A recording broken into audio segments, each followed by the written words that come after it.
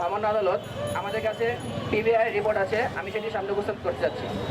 সেখানে চূড়ান্ত রিপোর্টের আগে আর কয়েকবার রিপোর্ট করা হয়েছে। সেখানে মুনিয়ার পোস্টমর্টমে এসেছে যে তার গর্ভে সন্তান ছিল এবং সেখানে ডিএনএ টেস্ট করার জন্য বলা হয়েছে, কিন্তু বিভিন্ন কারণে, যে কোনো কারণে হোক, চাপ প্রয়োগ করে ফেসিস্ট আমলে সেটা করতে দেওয়া হয়নি। তো সকল সাক্ষী প্রমাণের ভিত্তিতে এটাই প্রমাণিত হয় যে আজকের আসামি শামসুল আনবির মুনিয়ার হত্যাকারী, এবং একটি সুষ্ঠু বিচার চাই এবং বাংলাদেশে ইসলামী শরিয়া অনুযায়ী, আইন অনুযায়ী তার মৃত্যুদণ্ড কার্যকর চাই, এবং এটাই আমাদের অনুরোধ। ভাই আপনি সাইড হয়ে কথা বলেন। আনবিরের পক্ষে কোনো আইনজীবী আছে?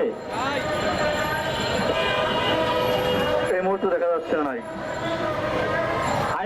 আনবিরের পক্ষের কোনো মতামত আপনারা কি পেশ করবেন আদালতের কাছে? না